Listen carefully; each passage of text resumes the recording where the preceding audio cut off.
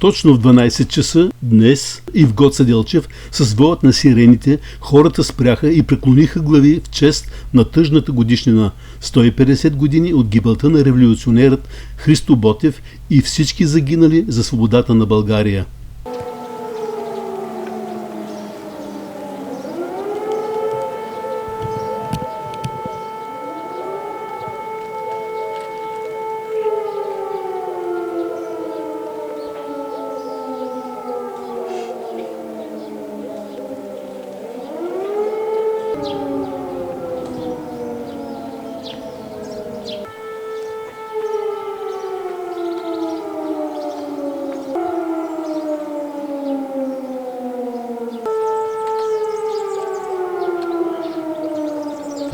Освен революционер, Христо Ботев също така е изключителен поет и публицист.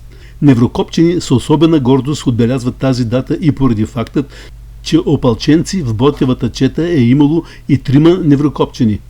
Тодор Стоянов и Янко Атанасов от Неврокоп и Атанас Свещаров от село Горно Броди. Знак на признателност към делото на Ботев и 3 неврокопчени от неговата чета, венци и цветя пред паметникът на революционерът в центъра на града на Гоце Делчев положиха общинска администрация в лицето на кмета на общината Владимир Москов и председателят на общинския съвет Иван Геров, от негово високопреосвещенство Неврокопски митрополит Серафим, от местните организации на политически партии в града, училища, детски образователни заведения, неправителствени организации и граждани.